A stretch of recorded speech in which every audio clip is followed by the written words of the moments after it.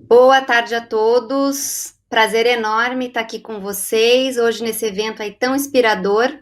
Eu sou a Olivia Ferreira, eu sou fundadora e CEO da Enlight e sou co-chair também do 30% Club aqui no Brasil, que é uma campanha global para avançar aí com a equidade de gênero no mercado. Bom, eu vou moderar o painel de agora e queria agradecer, Carolina, obrigada pelo convite. Eu estou muito feliz aí em estar aqui no painel e também com a parceria, né, do 30% Club e o Fin for She. Eu acredito muito aí no poder da união, da colaboração para a gente avançar com a equidade no mercado. E para a gente do 30% é realmente uma satisfação também poder apoiar aí uma plataforma como o Fin for She e esse Summit. Sou mãe de gêmeas, né, da geração alfa, né, e eu tenho convicção aí de que com as mudanças que a gente está vivendo globalmente, a inclusão do feminino aí nesse ambiente de negócios, ela vai deixar de ser uma tendência para ser mainstream, né, e eu realmente acredito que as empresas, elas estão cada vez mais aí assimilando, né, que a equidade, ela traz resultados para os negócios, né, e que as empresas e as marcas, né, com valores femininos, elas vão estar mais preparadas aí para esse futuro. No entanto, né, se a gente olha aí para a participação feminina no mercado e principalmente nos cargos de liderança, né, a gente está em 2021 e a gente vê que aqui no Brasil, pelo menos, né, as mulheres ocupam ainda somente 12% dos cargos, né, nos conselhos de administração. A média do mundo já é 25%, né? As mulheres ocupam menos de 5% dos cargos de CEO, somente 17% dos cargos de liderança nas empresas brasileiras. Se a gente faz um recorte específico aí para o setor financeiro, a gente vê que a participação feminina nesses altos cargos de liderança, ela cai para 10%, segundo estatísticas daí da Febraban, o que nos leva aí ao tema desse painel de hoje, que é justamente falar da importância, né, das mulheres nesses cargos de liderança e também aí da escassez delas nesses cargos. Então, a ideia é a gente debater aí um pouco por que é importante falar desse equilíbrio de gênero no mercado, né? Por que é importante a gente ter mais representatividade, né, feminina, tanto na liderança quanto nos conselhos, né? Qual que é o papel aí das mulheres também no setor financeiro? Por que é importante o setor financeiro avançar com essa pauta de equidade, né? E por que é tão difícil também a gente ver os números aumentarem na prática, né?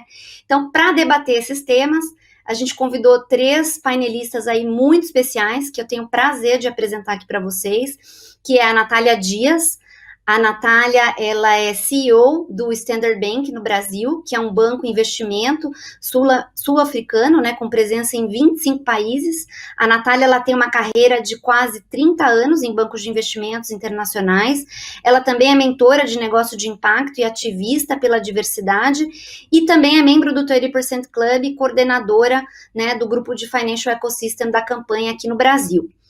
Queria apresentar também a Débora Wright, que é conselheira de administração do Banco Santander e membro do 30% Club. A Débora, ela foi executiva, né, por 30 anos, com vivência em consumo, varejo. Ela ocupou posição de presidência executiva em grandes empresas, líderes aí de mercado.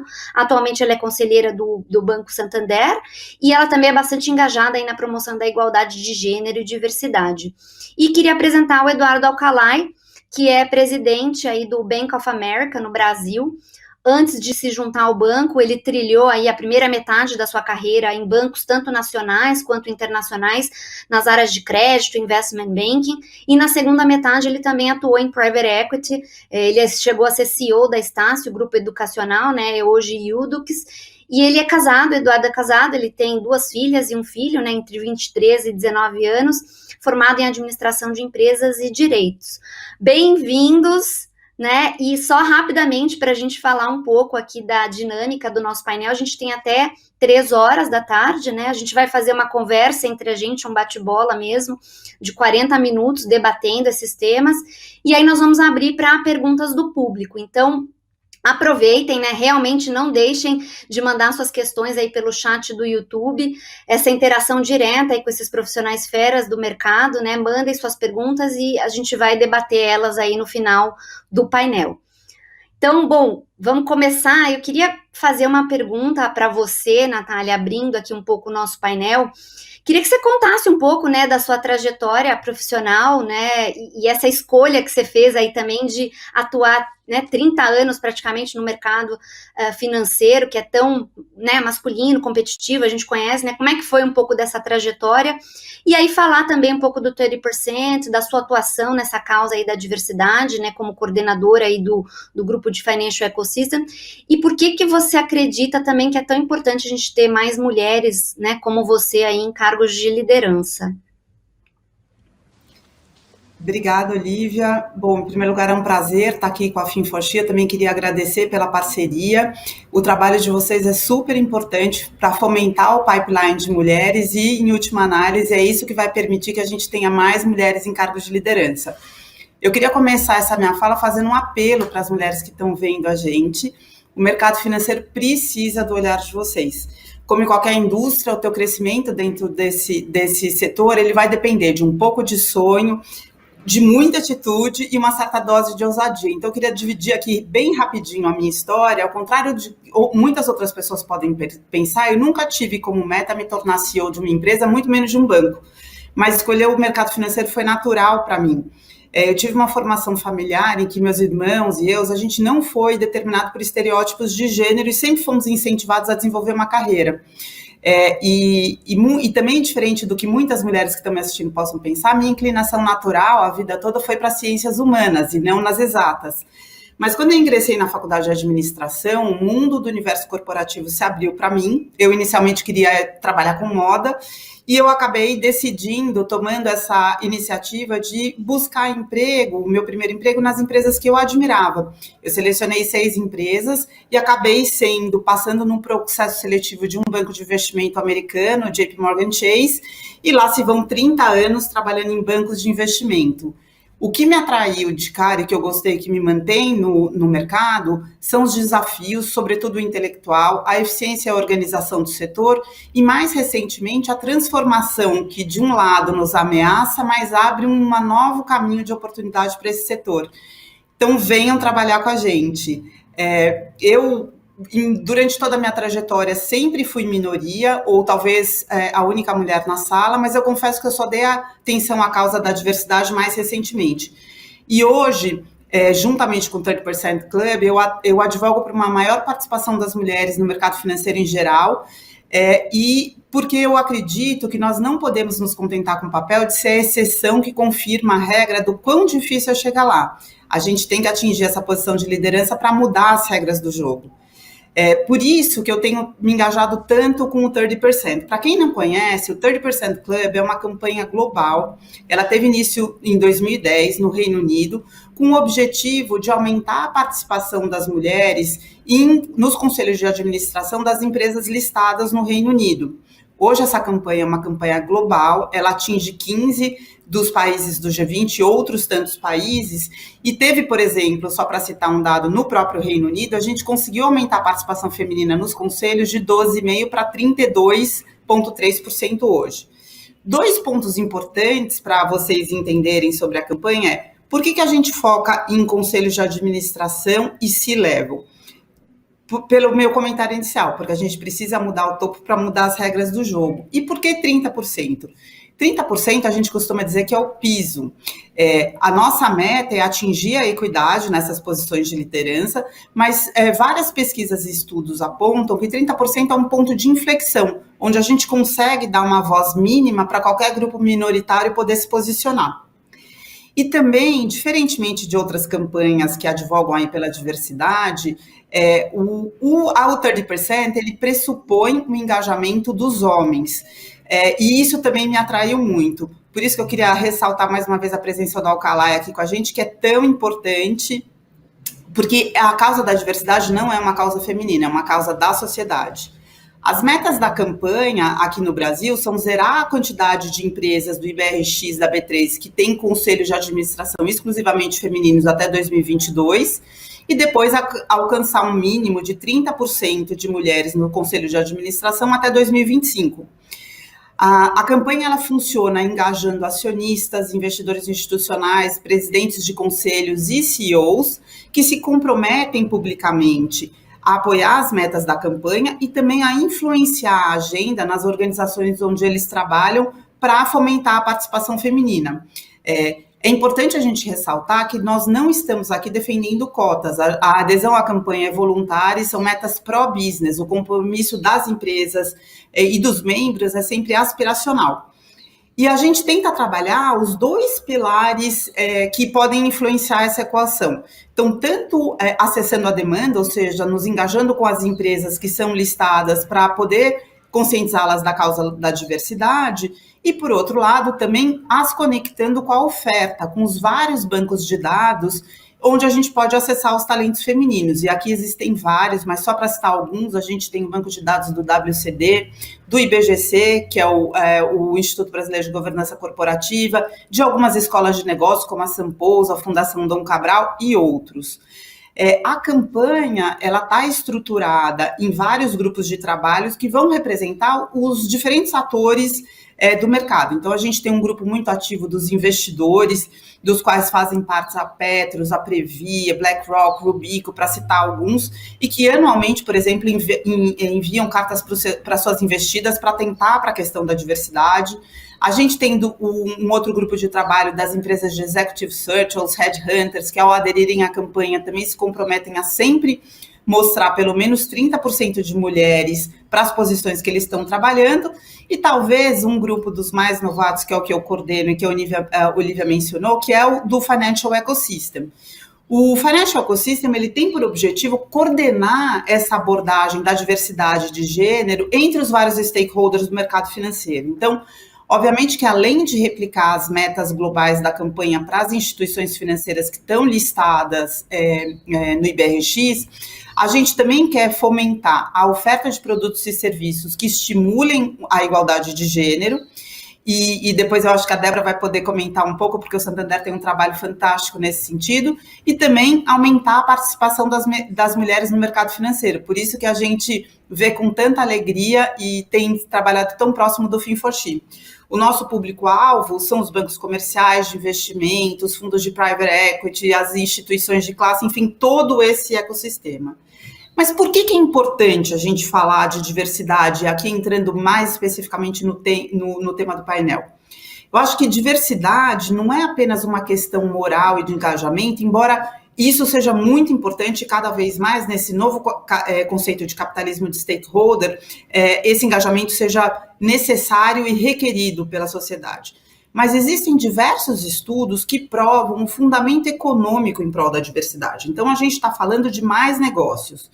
Um dos estudos que eu mais gosto de citar é um estudo da McKinsey. A McKinsey vem realizando anualmente uma pesquisa desde 2014 para avaliar o impacto no desempenho financeiro de empresas que são mais diversas, e nessas companhias, e ela identificou que quanto mais diverso, melhor é o desempenho financeiro dessas empresas. Então, usando os dados de 2019, quando a McKinsey pega a amostra dela e compara, de um lado do espectro, as empresas mais diversas do ponto de vista de gênero, com o outro extremo do espectro, que são as menos diversas, essas empresas elas tiveram uma performance 25% superior do que as que não atentaram ainda para a causa da diversidade.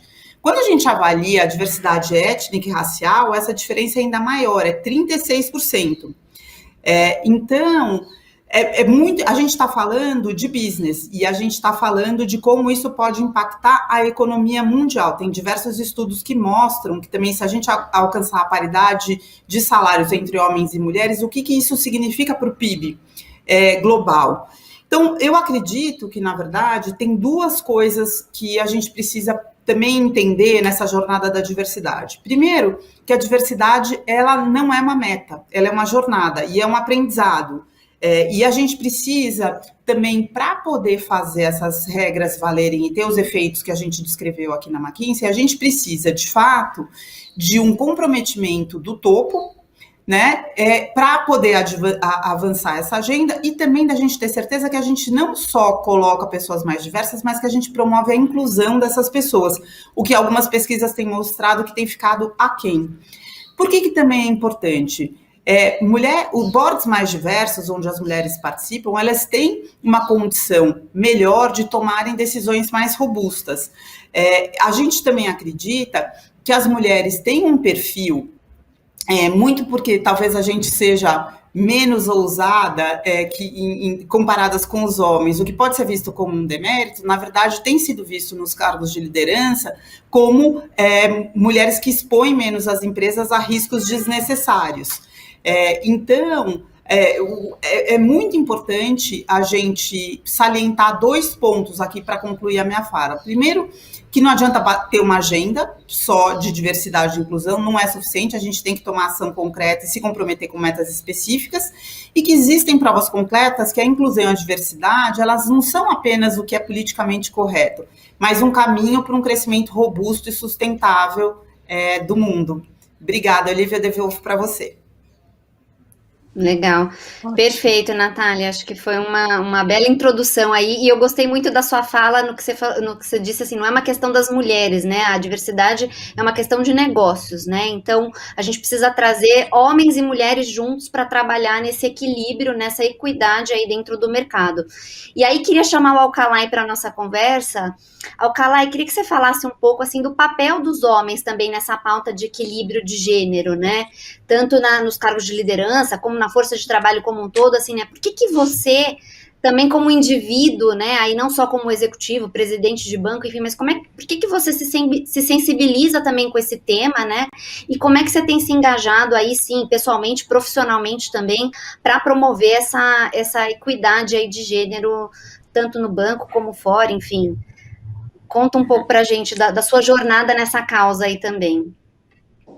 Legal, obrigado, Olivia, e obrigado, e super feliz aqui de estar com você, estar com a Débora, estar com a Natália aqui nesse evento super bacana e ter sido convidado aqui como o homem panelista, e como eu falei no nosso bate-papo prévio, eu falei, tem que botar mais homem aí nesse evento, porque a gente tem que falar também para aqueles que precisam ser conscientizados, que precisam ser, né, inundados por essa boa enchente aí de sensibilização em relação ao tema que, como a Natália bem falou, não é uma questão, não é uma causa feminina, né? E eu fui a primeira pessoa a dizer isso aqui no nosso bate-papo prévio, não é uma causa feminina, é uma causa da sociedade, né? É uma visão de mundo, é uma coisa que e não tem que ter discussão, é a coisa certa a se fazer,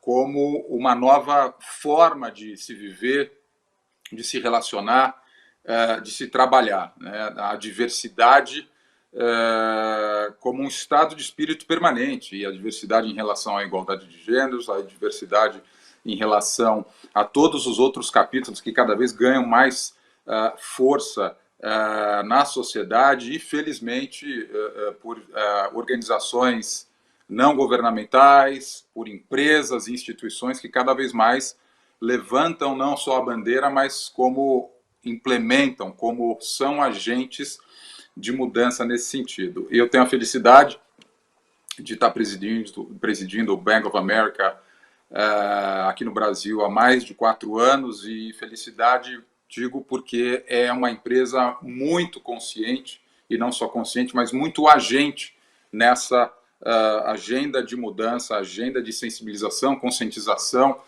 formação e educação, não só de todos nós, colaboradores da firma ao redor do mundo, mas também de nossos parceiros e de todas as entidades e pessoas, clientes, não clientes, parceiros, fornecedores, com quem nós atuamos e interagimos, e, de certa forma, sobre quem nós podemos ter um pouco de influência. Então, a gente é muito atuante nesse sentido. Eu vou dar um passo atrás aqui, contar um pouquinho o meu histórico com a causa da diversidade, e aí eu volto de novo para o Bank of America e todas as ações e projetos que a gente sempre fez, e felizmente há mais de 10 anos aqui no Brasil, além do exterior. Aqui no Brasil o banco tem sido muito ativo nessa causa. Mas falando um pouquinho da minha experiência,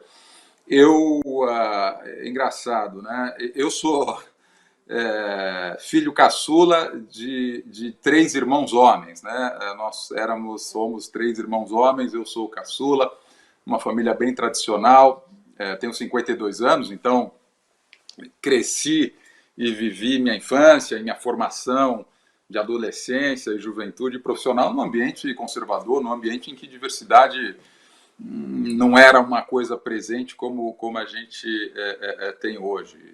E não é um traço específico da minha família, é uma questão social de toda a nossa sociedade. Eu tive, sem querer e até sem entender na época, uma experiência interessante com a diversidade na época da faculdade, quando eu fiz a faculdade de Direito. Eu estudava à noite e à noite, tipicamente, os alunos que estudam à noite, especialmente na faculdade de Direito, são pessoas que trabalham durante o dia, porque precisam, e vão estudar à noite, né? E eu estava estudando à noite porque fazia e tinha o privilégio de fazer uma faculdade de manhã, filho de empresário, bem nascido, em bom berço, e eu tive aquela primeira experiência com gente muito diferente de mim. Gente diferente, até do ponto de vista de idade, porque a grande maioria das pessoas estavam lá numa segunda formação, ou eram mais velhas, tal.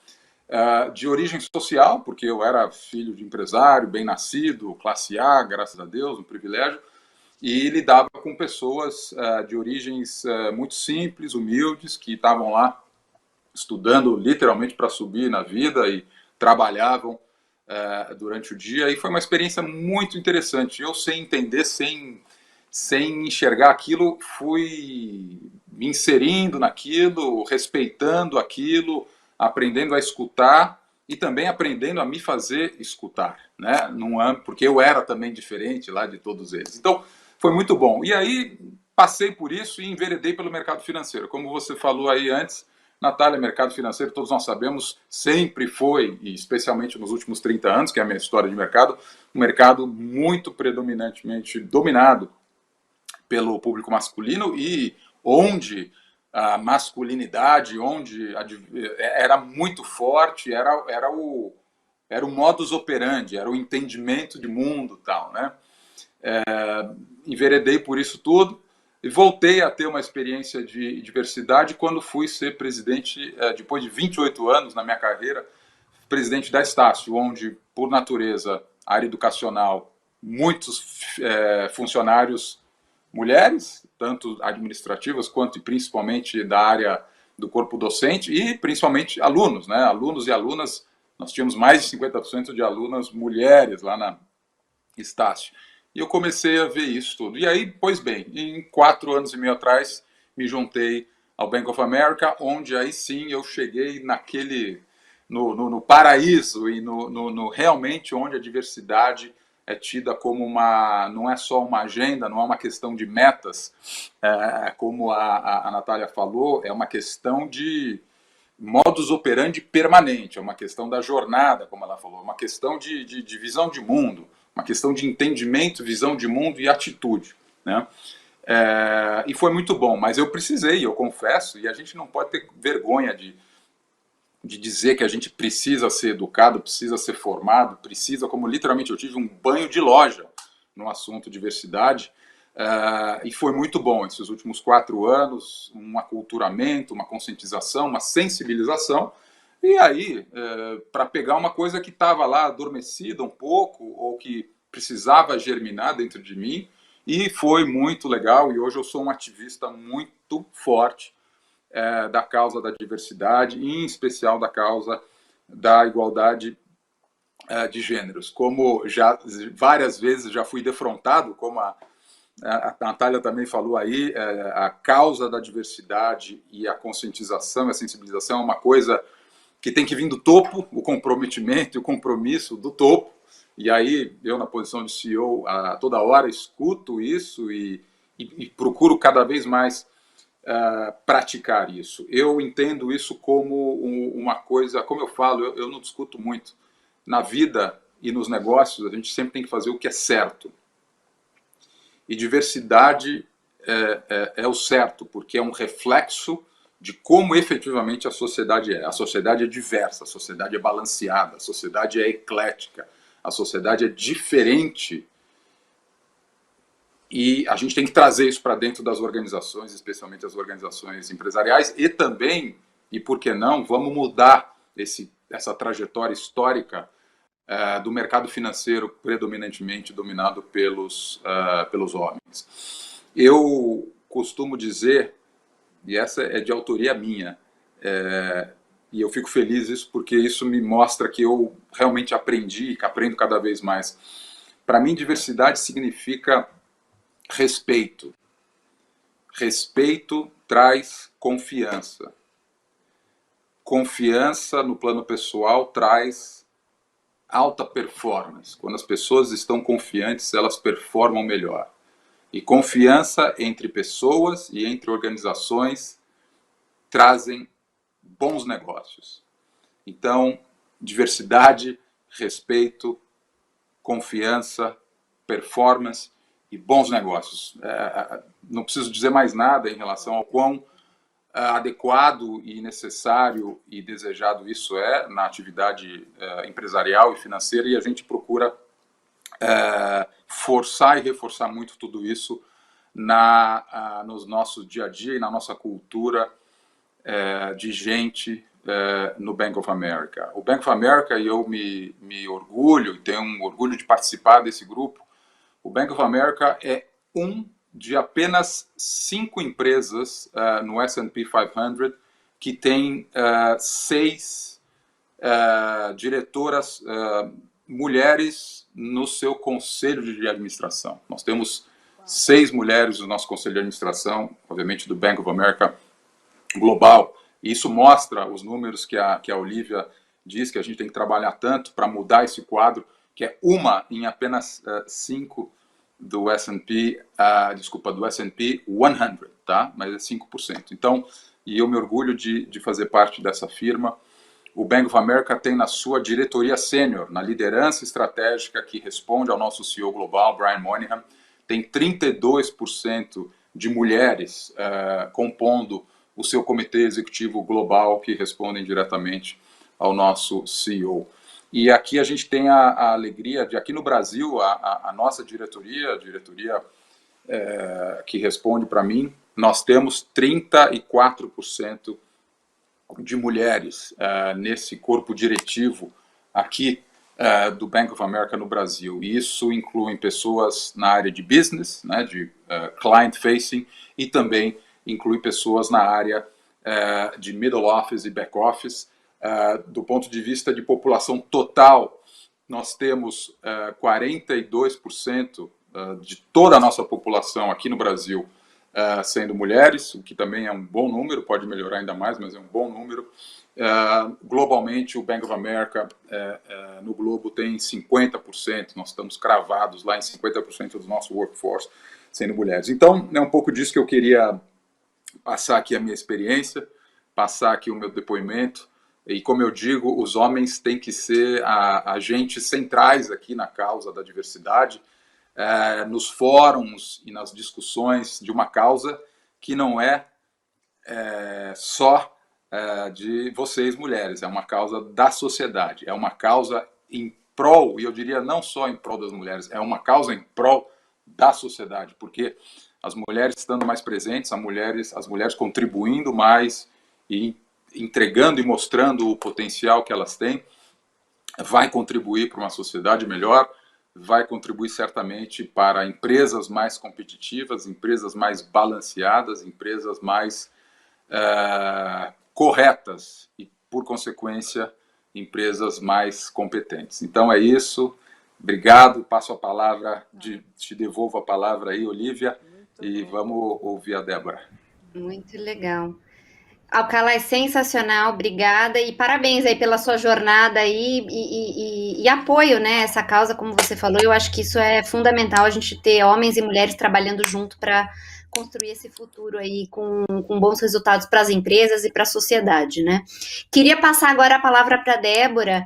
E aí, Débora, você, na verdade, foi uma executiva, né, de sucesso aí no setor, especialmente de bens de consumo, né, chegou ao cargo de CEO, depois você se tornou conselheira de administração também, de muito sucesso, atuou no varejo, enfim, e aí acabou sendo atraída para ser conselheira em um grande banco, né, então, queria que você falasse, assim, um pouco, assim, o que foi importante na sua trajetória, né, profissional, para chegar até aqui, né, o que te atraiu também para ser conselheira num banco, né? E por que você acha que é tão importante a gente ter aí mais mulheres nos conselhos, né? E aí, talvez trazendo um pouco da experiência do banco, como é que vocês estão atuando, né, aí do lado do conselho, né? Como conselheira, vocês estão atuando também para acelerar essa pauta da equidade no banco como um todo?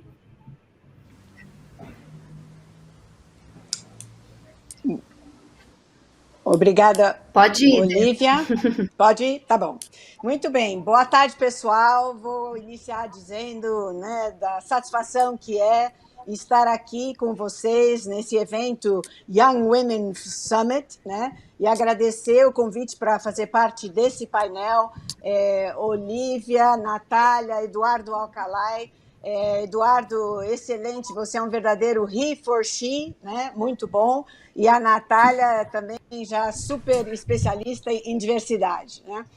O assunto aqui hoje é liderança inclusiva, e esse é um assunto extremamente relevante.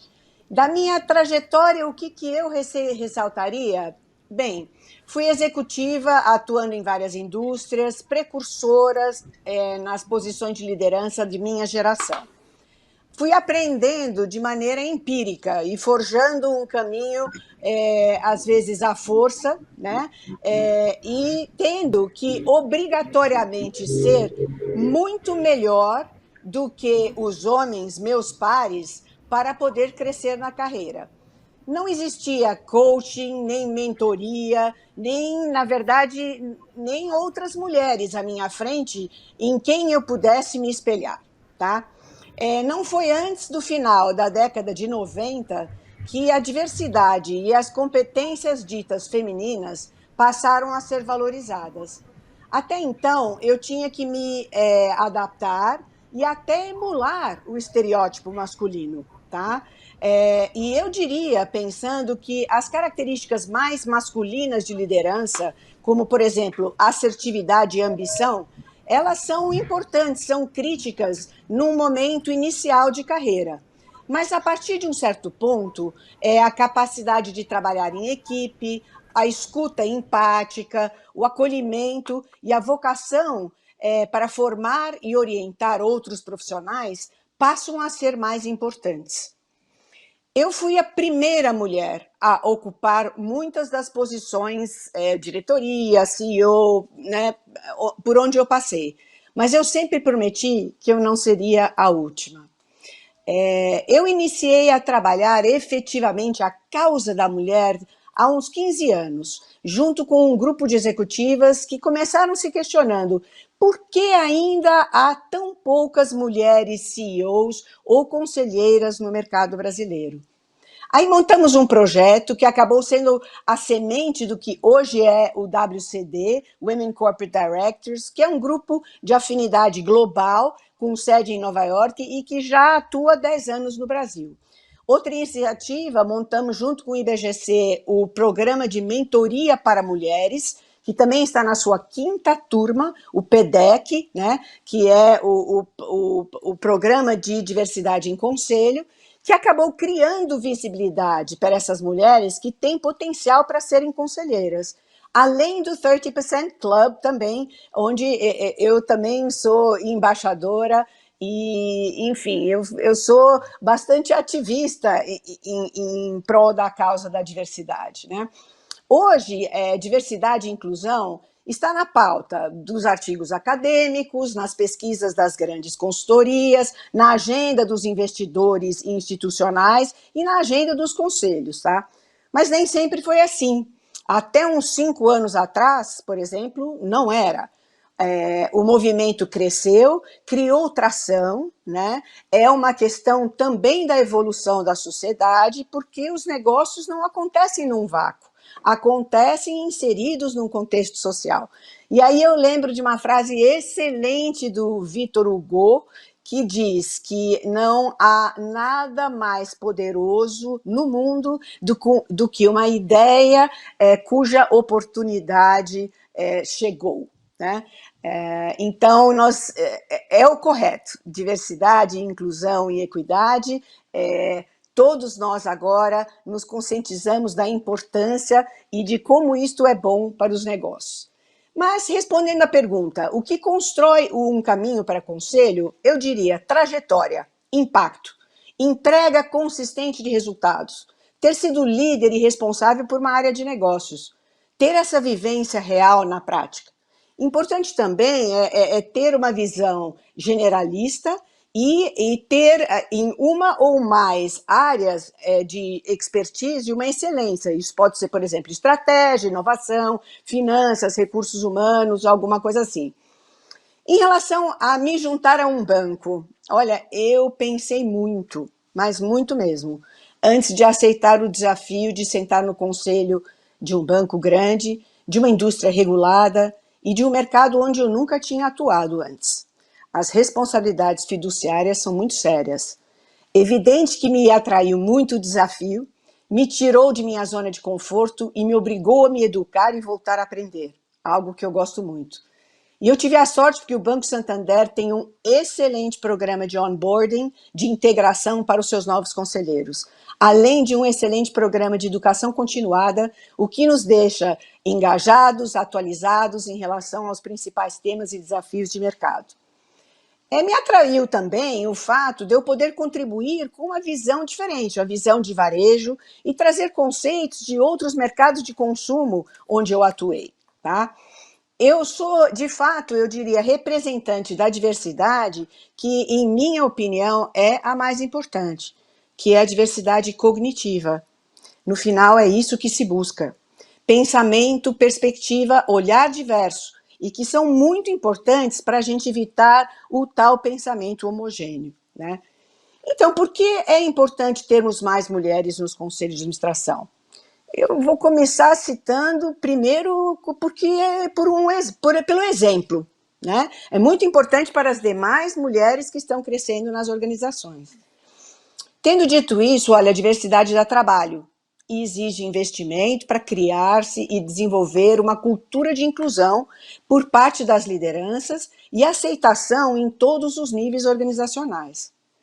O mais efetivo, comprovadamente, acontece quando é dado aos profissionais diversos a função de liderança e destaque nas áreas chaves do negócio, né? Aí a gente sabe por pesquisa que é isso que de fato traz mais resultado. Como entender? O preconceito existe, ele é crítico, né? Os mapas mentais masculinos ainda veem a mulher com um viés de priorização familiar, né? E, gente, vieses inconscientes, eles são reais. E todos nós os temos, tá? Eles originam na nossa criação, na nossa infância, nas nossas famílias, nas escolas que frequentamos, enfim, todo mundo tem vieses, né? E eles não serão eliminados por decreto. Olha, atenção, daqui para frente, agora todo mundo abraçará a diversidade. Nem sempre é assim tão simples para todos. É preciso ter respeito e compreensão também por isso, não é? E aí vamos falar como que o Santander tem feito para aumentar a diversidade, né? E como o nosso conselho ajuda na aceleração desse processo. Eu acho que tudo começou com o alinhamento de pensamento, tá? Entre a nossa chairperson do grupo em Madrid, Ana Botín, o presidente do Conselho de Administração do Conselho aqui no Brasil, Álvaro de Souza, e o CEO do banco, Sérgio Rial. Então, este alinhamento dessas três pessoas chaves e que elas tenham a crença autêntica da importância de se ter a diversidade é alguma coisa muito importante, né? Eu acho que a Natália e o Eduardo já falaram que a diversidade vai acontecer quando ela vier de uma maneira legítima, top-down, né?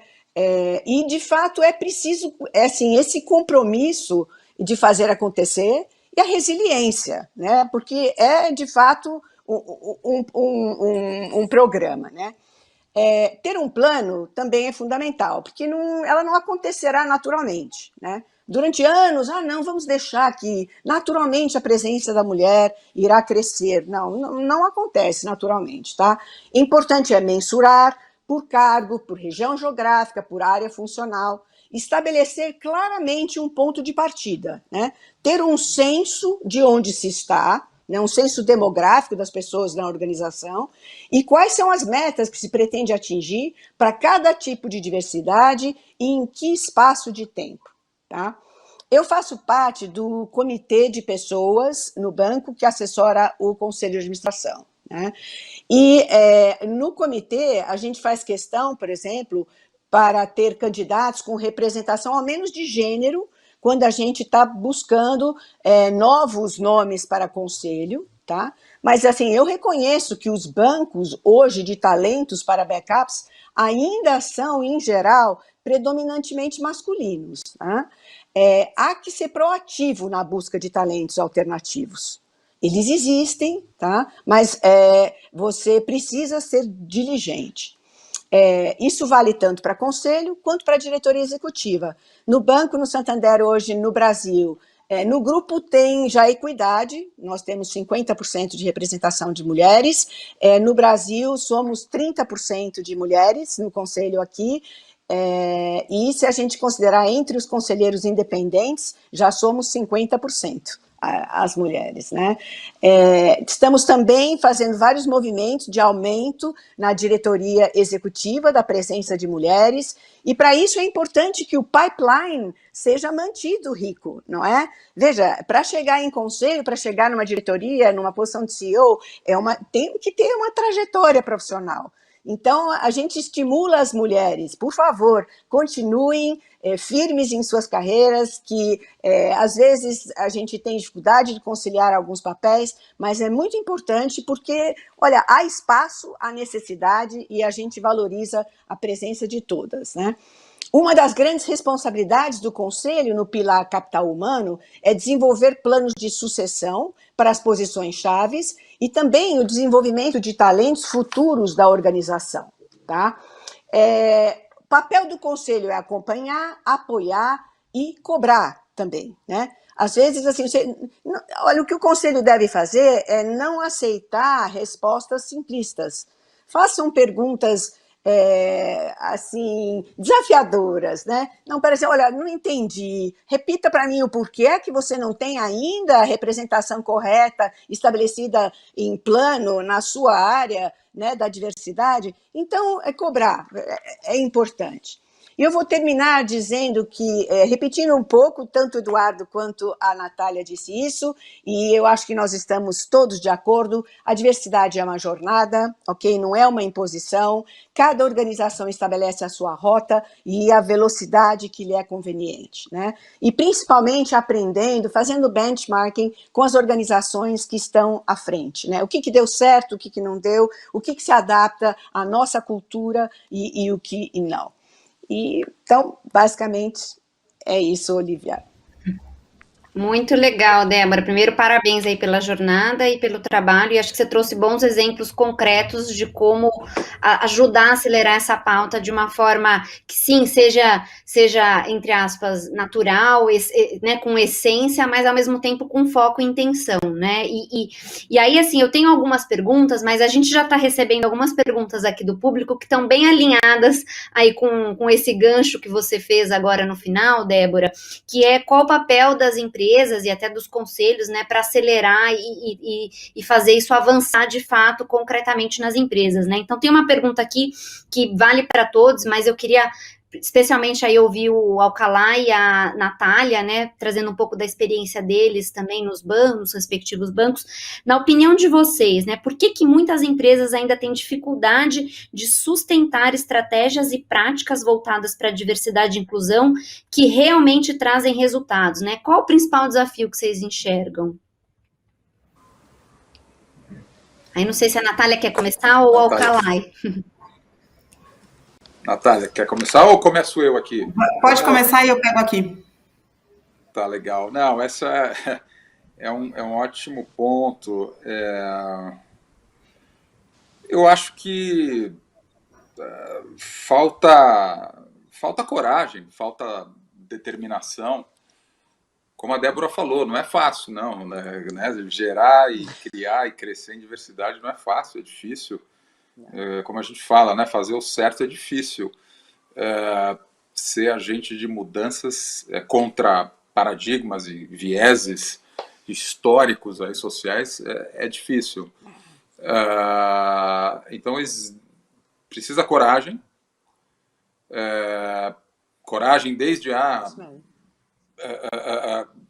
desafiar e promover uma profissional mulher para uma função crítica e importante, para que se dê essa exposição e se dê não apenas não, para check the box, temos aqui mais uma diretora mulher, não, mas para que aquela profissional se exponha, se desenvolva naquela função e a empresa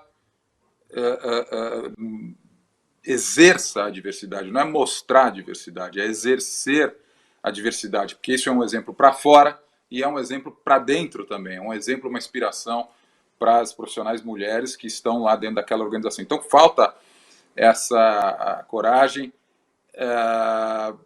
E também, eu acho que, às vezes, falta competência, porque coragem anda junto, às vezes, com competência. Se você se diz e se quer posicionar como uma empresa que prega e incentiva a diversidade, você tem que ter programas de diversidade, você tem que ter programas de recrutamento na diversidade, você tem que ter programas de desenvolvimento, de treinamento, de mentoria, você tem que ter uma cultura de sensibilização, conscientização. Eu citei o meu exemplo aqui, eu entrei no banco há 4 anos e se o banco não jogasse para cima de mim e exigisse até da minha função, como parte das minhas competências, eu realmente entender e me apropriar da diversidade e começar a ser um ativista, a força da nossa agenda ia ser menor do que ela é hoje. Óbvio, eu não faço tudo sozinho, muito pelo contrário, a gente tem programas gigantes e muito potentes nesse sentido. Mas se o banco não me exige de mim ou não exige de um CEO praticar e exercer tudo isso, falha do banco. Então, tem que existir essa determinação, tem que existir esse compromisso. E também, na contratação, não só de mulheres, mas na contratação de homens, que sejam e tenham um perfil, talvez ainda que adormecido um pouco, como era o meu caso, mas tenham um perfil, tenham aquela abertura genuína para ser convertido à diversidade, para abraçar e exercer a diversidade. Então, eu acho que é muito isso, fazer programas, contratações, ter as metas, mentoring e tal, isso está tudo no playbook lá para qualquer um que quiser fazer.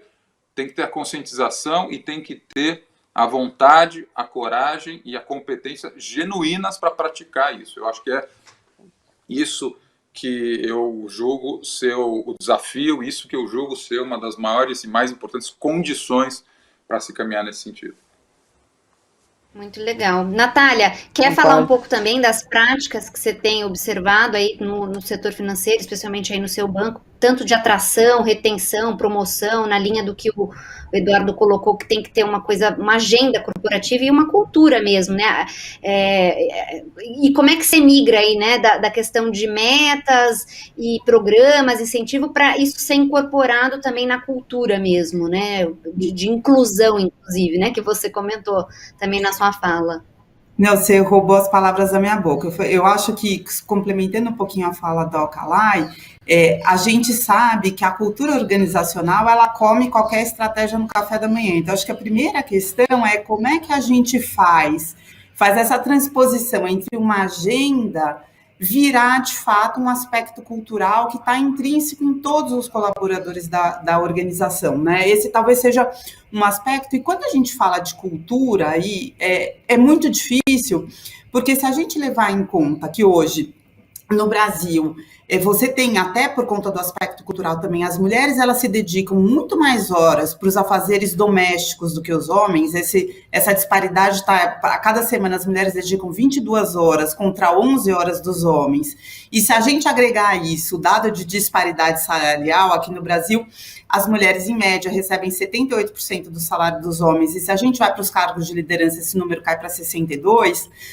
Um resultado, por exemplo, que a gente viu na pandemia é que as mulheres sofreram mais desemprego que os homens, né? Então, quando a gente fala em mudar também a cultura da sociedade, é difícil, e é um processo e vai levar tempo. E eu acho que também um outro obstáculo é que tem muitas empresas que talvez tenham incorporado algumas metas, até para cumprir ali a tabelinha do ESG, talvez, mas sem estarem especificamente comprometidas. Então, acho que essa é a grande questão. Um outro ponto que eu costumo falar, e até trazendo aqui para um exemplo meu, a causa da diversidade racial e étnica, para mim, é muito importante. Eu tentei contratar um funcionário, abrir uma vaga no banco, e eu queria que a gente trouxesse um funcionário negro. A gente é um banco sul-africano e não tem nenhuma pessoa negra trabalhando com a gente. E no primeiro ano eu contratei o mesmo headhunter e enfim, a gente não conseguiu porque não achou com as qualificações corretas. Esse ano eu mudei, eu acho que quando a gente está comprometido, a gente tem que, de fato, correr atrás, né? Então, a gente contratou uma consultoria especializada no recrutamento de pessoas negras e a gente conseguiu fazer. Então, acho que também exige um esforço, talvez adicional, principalmente nesse começo do caminho, né? Agora, tem várias iniciativas sendo feitas no mercado financeiro de um lado e acho que pelas empresas como um todo. Uma que eu gostaria de citar, que é até o próprio trabalho do 30%, esse ano a gente teve a própria Comissão de Valores Mobiliários lançando aí uma consulta pública para ICVM 480, que basicamente fala aí do disclosure de informações para as empresas. E o 30% tomou um papel muito ativo, porque lá tinha ali um item para a gente falar, olha, você tem que dar disclosure com relação à sua estratégia ESG. A gente achou que era muito genérico, então a gente fez contribuições ali bastante específicas para que as empresas possam não só determinar a estratégia, mas ter metas específicas para alcançar a diversidade, né? Esse é um exemplo, e um outro também que a gente está fazendo, quando a gente fala de diversidade em cargo de liderança, a gente viu com muito entusiasmo ano passado a quantidade de novas empresas sendo listadas aí na Bolsa de Valores, mas se a gente fizer um recorte de gênero dos conselhos, das 178 vagas que foram criadas, só 13% foram ocupadas por mulheres. E a gente ainda teve um número muito grande de empresas que vieram com boards totalmente masculinos. Então, uma outra ação do 30% que a gente tem feito é nos engajar com os bancos de investimento, com os fundos de private equity, para conscientizá-los dessa importância da diversidade e fazer eles mudarem as práticas. Então, acho que é mais um exemplo aqui do Bank of America que lidera essa agenda, a gente falando com o time de equity deles, eles incluíram na lista de due diligence, de preparação das empresas para o IPO, a questão da diversidade. Dentro do Standard, eu acho que, até para não me alongar muito, duas metas específicas que a gente colocou. Primeiro, nós somos signatários globalmente do He4She, e a gente se comprometeu publicamente com a meta de atingir 33% de mulheres no nosso conselho até 2021, a gente já está com 35%. A gente também se comprometeu a ter mulheres em cargos executivos 40% até 2023, a gente está hoje em 34%, e onde a gente está atrás são nas mulheres com cargos de CEO. O banco está presente em 20 países da África subsaariana e 5 geografias globais, e como CEOs a gente só tem eu aqui no Brasil e a CEO de Uganda, então nós estamos aí com uma métrica bastante aquém daquilo que a gente precisava fazer. Então, eu acho que é uma combinação de você determinar práticas e políticas específicas, e dois exemplos muito importantes, até endereçando essa questão cultural, são empresas que estão estendendo licença parental para homens, ou acesso à creche para filhos de homens, para a gente atingir essa igualdade nas tarefas domésticas, dividir melhor os papéis e permitir que as mulheres tenham mais tempo para se dedicar à carreira. Muito legal. Tem duas perguntas aqui que vieram aqui do público, que estão correlatas também, e eu acho que complementa esse tema que a gente está agora, que é o papel das empresas, né? E aí, olhando para o setor financeiro, como é que o setor financeiro pode acelerar mais essa inclusão de mulheres, tanto na entrada, como depois avançando aí para os cargos de liderança. Então, tem uma pergunta aqui da Ana Carneiro, né, que é como atrair mulheres para os processos seletivos, né? E aí ela coloca aqui que os inscritos, né, nos processos de seleção na empresa dela, na sua maior parte, são homens. E aí, seguindo, né, complementando essa pergunta, a Mariana Riso coloca, né, como é que as empresas, né, no setor de vocês, estão adotando ações aí para acelerar a diversidade em cargos de liderança, seja treinamentos, retenção de mulheres sêniores, dá para vocês comentarem um pouco aí, talvez Débora, Alcalá e Natália, comentário, o que vocês estão fazendo na parte de atração, retenção e promoção também, né, de mulheres. A Débora. Então, vamos lá, olha, eu acho que a gente não tem sentido dificuldade de atração, né? Assim, em todos os processos a gente faz questão de que tenha representatividade de mulheres e também da diversidade étnico-racial. Essa sim, você tem que procurar nos lugares não tradicionais, digamos. Ainda temos aí muita, digamos, muita vaca sagrada para afastar, né? A gente tem que mudar ainda muita coisa, mas existem muitos talentos, eles só precisam de consultorias especializadas, certas universidades, tem o pessoal procurando bem a gente encontra. Eu acho que a atração e a coisa mais importante é a retenção. A gente vê que ocorre um momento de quebra na questão da maternidade, na volta da licença maternidade. Então, essa é uma área que você tem que pôr um foco, ter um grande cuidado para isso. Eu adorei essa questão da licença paternidade, acho que isso é muito verdade, afinal, é uma tarefa compartilhada 50% a 50%, né? E eu acho também entender, né? Você está com seus talentos e tentar ver, veja lá, o que eu posso mudar. Eu acho que agora a pandemia, com essa questão do trabalho de home office, digitalização e trabalho remoto, a gente vê que consegue fazer as coisas de forma diferente. A gente não pode querer voltar ao modelo de 1970, né? De presença física 100% e, olha, ainda tem que ficar estendendo o horário, mesmo que eu não tenha ainda muita coisa para fazer. Vamos trabalhar por resultado, por tarefa, por projeto. É por aí. Mas é uma mudança cultural. Tem que dar trabalho. Muito legal. Kalai, quer comentar? Especificamente um pouco da experiência de vocês aí? Sim, especificamente na questão da retenção, né? Porque a atração, como a Débora falou, cada vez mais é mais presente e maior o peso de mulheres aí no entry level do mercado. E, óbvio, para isso continuar acontecendo, para desenvolver ainda mais, o mercado precisa mostrar que a mulher tem bom desenvolvimento e consegue assumir posições de liderança. Aí as entrantes ou as estudantes vão procurar também o mercado financeiro. A gente tem feito muita coisa, a gente faz muita coisa para retenção em momentos críticos. Casamento e maternidade é uma área crítica, como a Débora falou, e a gente faz um olhar especial nesse sentido, que é desenvolvimento para a pessoa, a profissional mulher, quando ela está nos cargos que a gente tem internamente, na nossa programação de carreira, ela é uma VP com vistas a ser promovida a Director, né? Existe toda um apoio, um mentoring, um programa de desenvolvimento para ela fortalecer as competências dela, para ela se preparar para cargos de liderança. E a gente sabe que isso coincide muitas vezes com aquele momento de casamento e maternidade, né?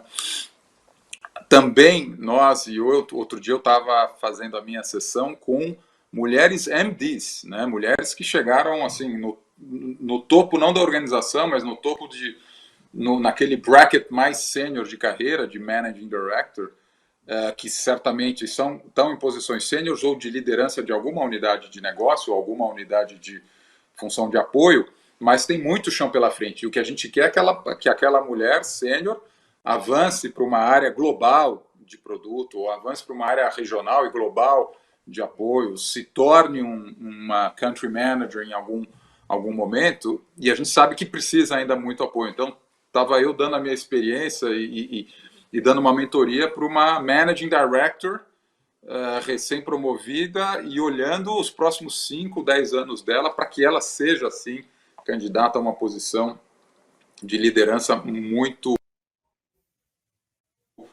forte. É essa manga, suar a Legal. camisa, trabalhar, fazer toda essa conscientização. Legal. Gente, minuto final, o papo voou. Agora que eu vi, a gente já está nas 3 horas. Infelizmente, tem outras perguntas aqui, mas a gente vai ter que encerrar. Vou passar o último minuto para a Natália. Você começou, agora termina também, Natália. Dá sua mensagem final e queria agradecer novamente Fin4She, parabéns. Eduardo, obrigada. Débora e Natália. Prazer estar aqui com todos vocês. Olha, eu comecei falando com as meninas e eu vou terminar falando com elas. A gente, nesses últimos minutos aqui da sessão, a gente estava muito focada no que as empresas podem fazer para fomentar a diversidade. Eu queria falar com vocês o que vocês, enquanto mulheres e indivíduos e responsáveis pela carreira de vocês, podem fazer. Existem vários estudos também que mostram que apesar de que terem todos esses viés e essas barreiras para o avanço das mulheres, um dos principais obstáculos é a própria questão da autoconfiança. É as mulheres se sentirem ou sofrerem em momentos decisivos da síndrome de impostor, achando que não estão preparadas para ocuparem determinadas posições, etc. Então, acho que 2 dicas que eu deixaria para vocês primeiro, invista muito no seu autoconhecimento. Se conhecendo, que você vai identificar os seus pontos fortes e os pontos para desenvolver, e aqueles que você tiver que desenvolver, desenvolva, mas continue com aquilo no início da minha fala, com alguma dose de ousadia. A gente pode, e a gente nunca vai estar 100% preparado para assumir nenhuma posição, mas a gente precisa ter a ousadia de pedir pelos cargos e correr atrás depois do prejuízo, e certamente vocês vão aí se superar e ter uma carreira de bastante sucesso. Eu queria agradecer de novo os meus colegas de painel, o Fin4She, foi um prazer estar aqui com vocês. Obrigada, gente. Um grande abraço a todos. Boa continuação de evento aí para todos. Um abraço. Obrigado. Tchau. Boa tarde a todos. Tchau, Obrigado, tchau. valeu. Boa tarde a todos. Tchau, tchau. Tchau.